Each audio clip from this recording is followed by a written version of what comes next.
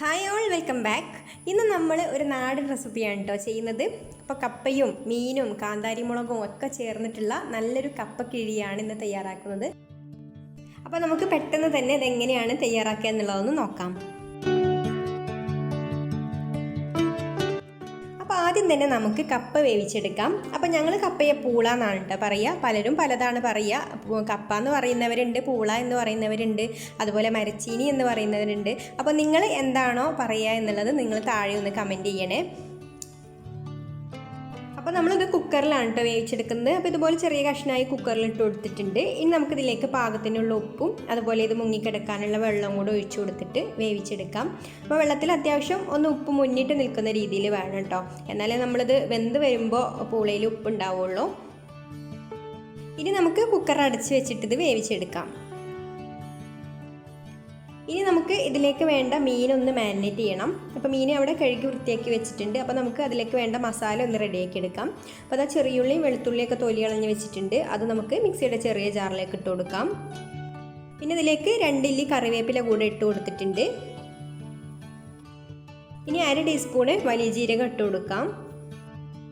പിന്നെ പാകത്തിനുള്ള ഉപ്പും 1 മുറി നാരങ്ങയുടെ നീരും കൂടെ ഒഴിച്ചു കൊടുത്തിട്ട് ഇത് നന്നായിട്ടൊന്ന് അരച്ചെടുക്കാം. ഇതുപോലെ നന്നായിട്ട് അരച്ചെടുക്കുക. ഇനി നമുക്കിത് മറ്റൊരു പാത്രത്തിലേക്ക് മാറ്റിയിട്ട് നമുക്കിതിലേക്ക് പൊടികളൊക്കെ ചേർത്ത് കൊടുക്കാം.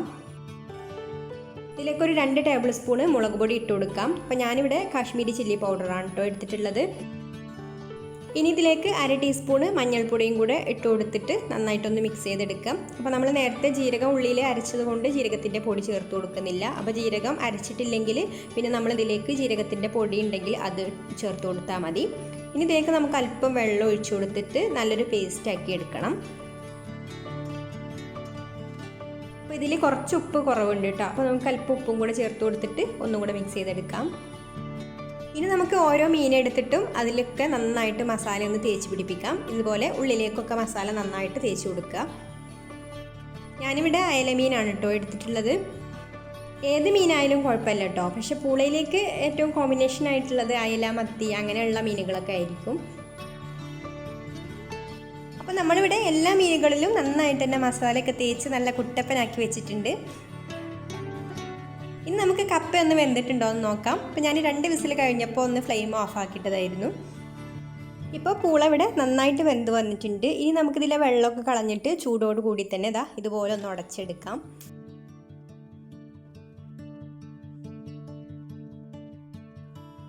ഇനി നമ്മൾ മീൻ പൊരിച്ചെടുക്കാൻ വേണ്ടിയിട്ട് ഇതുപോലൊരു ചട്ടി അടുപ്പത്ത് വെച്ചിട്ടുണ്ട്. ഇനി നമുക്കിതിലേക്ക് വെളിച്ചെണ്ണ ഒഴിച്ചു കൊടുക്കാം. അപ്പോൾ വെളിച്ചെണ്ണയിൽ തന്നെ മീൻ പൊരിക്കണം കേട്ടോ.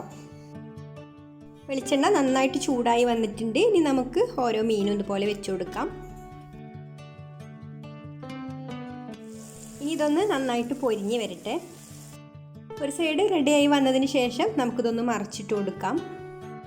അപ്പോൾ മീൻ ഒരു സൈഡ് ഇതുപോലെ ആയി വന്നപ്പോൾ ഞാൻ മറിച്ചിട്ട് കൊടുത്തിട്ടുണ്ട്. ഇനി ഈ ഒരു സൈഡും കൂടെ റെഡി ആകുമ്പോഴേക്കും നമുക്ക് കിഴിയൊക്കെ ഒന്ന് റെഡിയാക്കി വെക്കാം. അതിന് വാഴയില വേണം. അപ്പോൾ നമ്മൾ വാഴയില ഒന്ന് ഗ്യാസ് അടുപ്പത്ത് കാട്ടി ഇതുപോലെ ഒന്ന് വാട്ടി വെച്ചിട്ടുണ്ട്. ഇനി നമുക്കിതിലേക്ക് നമ്മൾ ഉടച്ച് വെച്ചിട്ടുള്ള പൂള ഇട്ട് കൊടുക്കാം. അപ്പോൾ നമ്മളിവിടെ ഉടച്ച് വെച്ച മുഴുവൻ പൂളയും ഇലയിൽ വെച്ച് കൊടുത്തിട്ടുണ്ട്. ഇനി നമുക്ക് ഇതിൻ്റെ മുകളിലേക്ക് കുറച്ച് കാന്താരി മുളക് ഇട്ട് കൊടുക്കണം. അപ്പോൾ ഞാനിവിടെ ഒരു 5-6 കാന്താരി മുളക് എടുത്തിട്ടുണ്ട്. അത് ഇതുപോലെ ഒന്ന് ചെറുതായിട്ട് ഒന്ന് ചതച്ചിട്ട് നമുക്ക് പൂളേൻ്റെ മുകളിലേക്ക് ഇട്ട് കൊടുക്കാം. അപ്പോൾ നമ്മളിനി ഇത് ആവിയിൽ വേവിച്ചെടുക്കുമ്പോൾ ഈ കാന്താരി മുളകിൻ്റെ ഫ്ലേവറൊക്കെ നന്നായിട്ട് ഈ പൂളയിലേക്ക് ഇറങ്ങും കേട്ടോ. ഇപ്പോൾ മീൻ ഇവിടെ നന്നായിട്ട് പൊരിഞ്ഞ് വന്നിട്ടുണ്ട്. ഇനി നമുക്കിത് കോരിയെടുത്തിട്ട് നമ്മുടെ പൂളയുടെ മുകളിലേക്ക് ഇട്ട് കൊടുക്കാം. ഇനി മീൻ പൊരിച്ച എണ്ണയിലേക്ക് നമുക്ക് അല്പം ചെറിയുള്ളി, ഒരു 2-3 ചെറിയുള്ളി ഇതുപോലെ ഒന്ന് മുറിച്ചെടുത്തിട്ടുണ്ട്. ചെറുതായിട്ട് കനം കുറച്ചൊന്ന് അരിഞ്ഞെടുത്തിട്ടുണ്ട്. അതൊന്ന് വഴറ്റിയെടുക്കാം. ഇതിലേക്കൊരു 2 ഇല്ലി കറിവേപ്പിലയും കൂടെ ഇട്ട് കൊടുക്കാം. ഇതൊന്ന് മൂത്ത് വരട്ടെ. എന്നിട്ട് നമുക്കിത് കോരിയെടുത്തിട്ട് ഇതിൻ്റെ മുകളിലേക്ക് ഇട്ട് കൊടുക്കാം.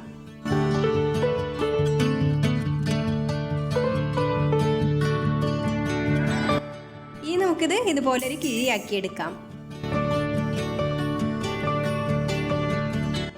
എന്നിട്ട് ഇതുപോലൊരു വാഴൻ്റെ നാര് വെച്ചിട്ട് തന്നെ ഒന്ന് കെട്ടി കൊടുക്കാം.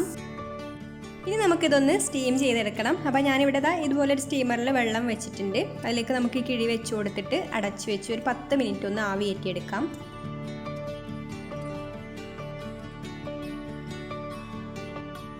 ഇപ്പോൾ ഇത് നന്നായിട്ട് ആവി കയറിയിട്ടുണ്ട് കേട്ടോ. ഇതിൻ്റെ ഉള്ളിൽ നിന്നൊക്കെ നന്നായിട്ട് ആവി വരുന്നുണ്ട്. ഇനി നമുക്ക് ഫ്ലെയിം ഓഫ് ആക്കിയിട്ട് ഇത് എടുക്കാം.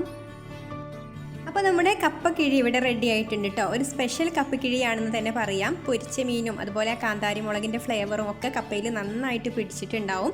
അപ്പോൾ നാടൻ ഫുഡൊക്കെ ഇഷ്ടമുള്ളവർക്ക് ഇത് തീർച്ചയായിട്ടും ഇഷ്ടപ്പെടും. അപ്പോൾ ഞാനിതൊന്ന് തുറന്നിട്ട് കാണിച്ചു തരാം. നല്ലൊരു മണമൊക്കെ വരുന്നുണ്ട്. അപ്പോൾ എല്ലാവരും ഒന്ന് ട്രൈ ചെയ്ത് നോക്കണം കേട്ടോ.